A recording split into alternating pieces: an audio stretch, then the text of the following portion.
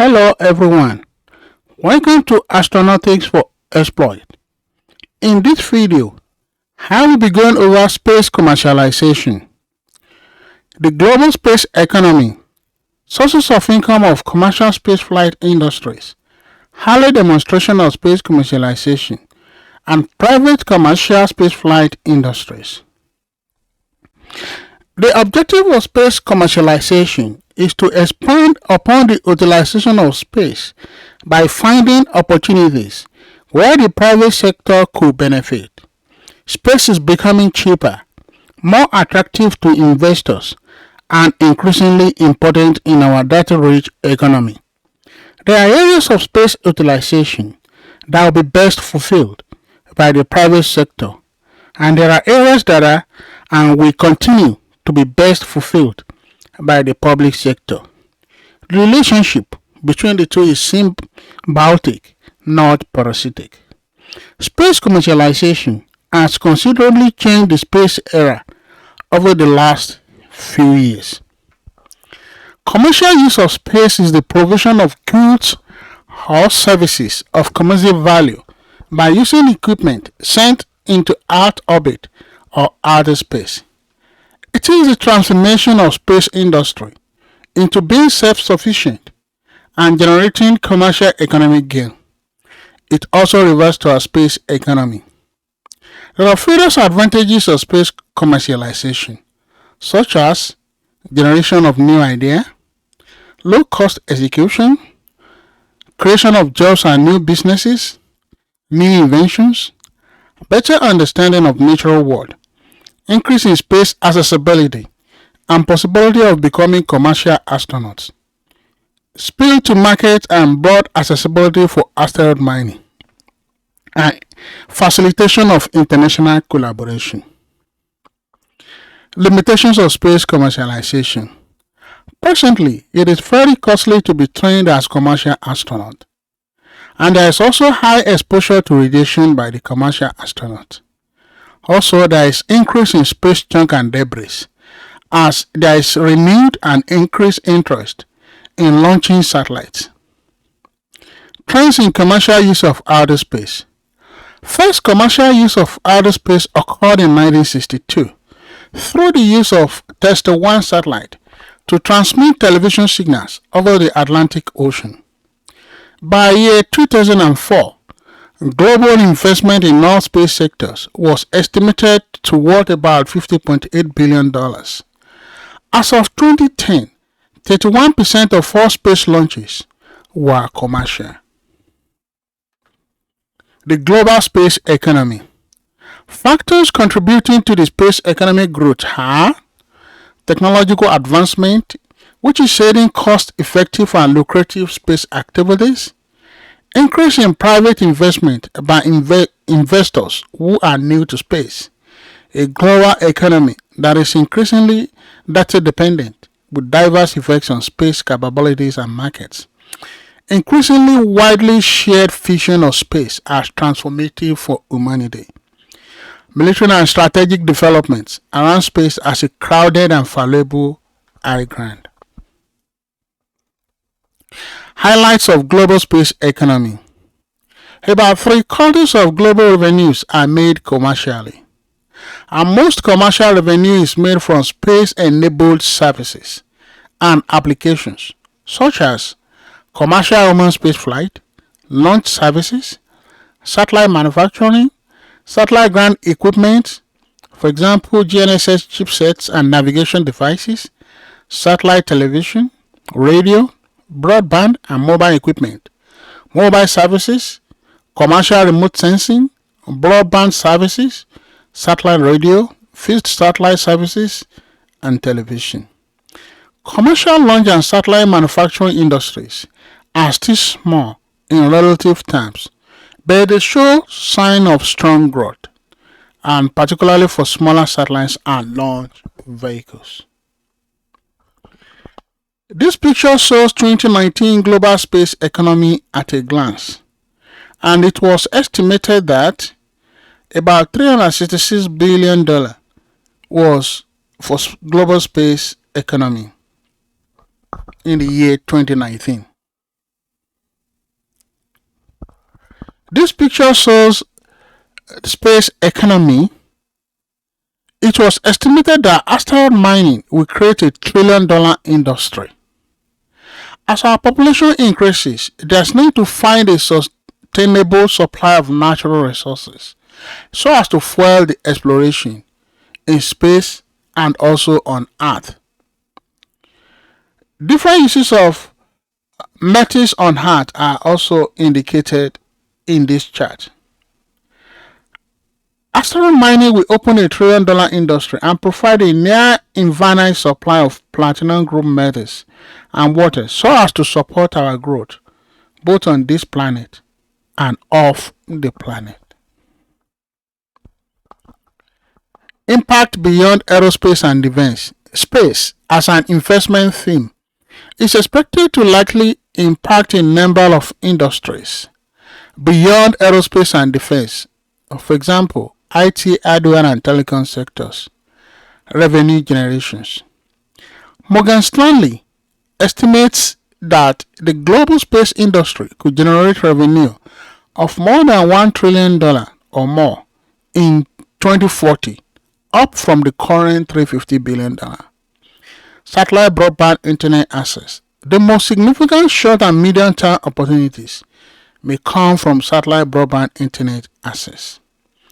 This picture shows the global space economy from 2015 up to 2039 and beyond. Sources of income of commercial spaceflight industries. The various sources of income are satellite communication services, satellite navigation, commercial satellite imagery, commercial space travel, satellites and equipment manufacturing, commercial space launch, commercial recovery of space resources such as asteroid mining. Satellite communication services. Satellite communication services form part of worldwide space industry. Today, the commercial communication satellite segment represents a significant portion of the worldwide space industry. The commercial communication satellite sector provides an array of services to millions of users around the world. Some of the satellite communication services are businesses to track inventory, a journalist to file a story from abroad, Navy sailor to call home from sea, a student to access the internet, a company to beam video programming, and support of intelligence, defense, and foreign policy missions. Predictions. Despite the competition from other types of telecommunication services, such as optical fiber, the analyst forecasted that the commercial communication satellite services will grow tremendously, especially for broadband and internet services. Satellite communication services principal applications are telephone, electronic news gathering, data, video, television, radio and internet services to both fixed and mobile users. This picture shows applications of satellite communications. Satellite navigation. This is another source of income of commercial space industries. Satellite navigation is a system that uses satellites to provide autonomous geospatial positioning. It allows small electronic receivers to determine their location, such as the longitude, latitude, and altitude elevation, to high precision within a few centimeters to meters, using time signals transmitted along a line of sight by radio from satellites. The system can be used for providing position, navigation, or for tracking the position of something fitted with a receiver, such as satellite tracking. Independent operations. SatNav systems operate independently of any telephonic or internet reception, though these technologies can enhance the usefulness of the positioning information gathered. These pictures show satellite navigation receiver and 3 satellites locating an object on Earth.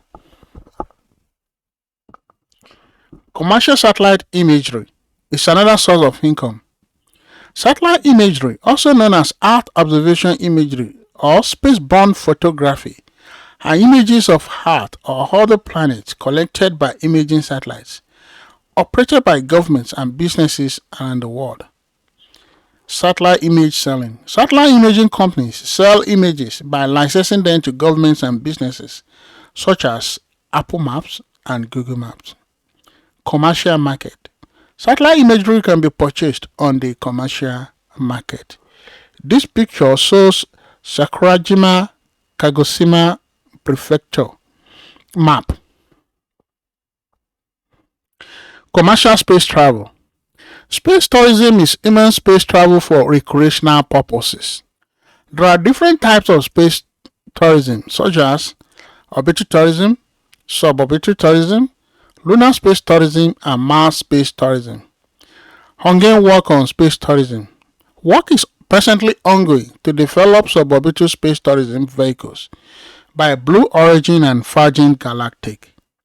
SpaceX is also planning on sending space tourists, including Yusaku Maezawa, on a free return trajectory around the moon on the Starship. This picture shows artistic rendition of the Starship varying its engines while passing by the moon. Space Adventures. Space Adventure is the only company that has sent paying passengers to space. In conjunction with the Roscosmos and RSC Energia, it facilitated the flight for all of the world's first private space explorers. The first tourist, Dennis Tito, visited the International Space Station for 8 days between April 28, 2001 and May 6, 2001. He was the world's first fee-paying space tourist. Other space tourists are Mark Shuttleworth, between April 25, 2002 to May 5, 2002, Gregory Olsen, between October 1, 2005 and October 10, 2000. Between October 1, 2002 and October 10, 2002, Jose Ansari, between September 20, 2006 and September 29, 2006, Charles Simoyi, April 27, 2007 to April 21, 2007, Richard Garriott, October 12, 2008 to October 24, 2008, Charles Simoyi, March 26, 2009 to April 8, 2009, Guy Lalibert, September 30, 2009 to October 11, 2009. These pictures show the first space tourist, Dennis Tito, aboard the ISS and after landing from the space station. Satellites and equipment manufacturing. Satellite manufacturing. Building a satellite is a high-cost task due to the materials required in the manufacturing process, particularly for the minimum specifications to be met. Commercial satellite manufacturing is on the rise because of high interest in satellite launches. Satellites need to withstand the radiation of the space so as to prevent damage to its internal components. Satellites is expected to be sufficiently resistant to the pressure of traveling through space at a constant speed of 700 km per hour. And satellites also should have adequate strength to avoid suffering damage to possible impacts of space debris or smaller asteroids. This picture shows satellite manufacturing facility. Ground equipment manufacturing. Satellites communicate via receivers and transmitters on Earth. The manufacturing of satellite ground station communication terminals, including VSATs, mobile satellite telephones, and home television receivers, are a part of the ground equipment manufacturing sector. Increase in satellite launches. Due to increase in satellite launches, there is corresponding increase in ground equipment requisition and manufacturing. This picture shows satellite equipment. Transponder leasing. Businesses that operate satellites often lease or sell access to their satellites to data relay and telecommunication firms. This service is referred to as transponder leasing. Between 1996 and 2002, there was a 15% annual growth in transponder leasing. World's transponder market. The United States accounts for about 32% of the world's transponder market. This picture shows satellite transponders leasing story. Commercial space launch. The commercial space flight industry derives the bulk of its revenue from the launching of satellites into the Earth's orbit. Commercial launch providers typically place private and government satellites into low Earth orbit and geosynchronous Earth orbit. Characteristics of commercial launch are: the launch is licensed by FAA, the primary payload launch contract was open to international competition, the launch was privately financed without government support, and commercial launch vehicles are manufactured and marketed by private companies. This picture shows SpaceX commercial space flight. Commercial recovery of space resources is the exploitation of raw materials from asteroids, comets, and other space objects, including near-Earth objects. It also refers to as asteroid mining. Mined resources. Minerals and volatiles could be mined, then used in space for in situ utilization, that is, construction materials and rocket propellant, or taken back to Earth for use. Examples are found in gold, iridium, silver, osmium, palladium, platinum, rhenium, rhodium, ruthenium, and tungsten for transfer back to Earth. Iron, cobalt, manganese, molybdenum, nickel, aluminum, and titanium for construction. Water and oxygen to sustain astronauts. Hydrogen, ammonia, and oxygen for use as rocket propellant. This picture shows artist's concept of asteroid mining. The commercial spaceflight industry, as shown, they derive the bulk of revenue from the launching of various services.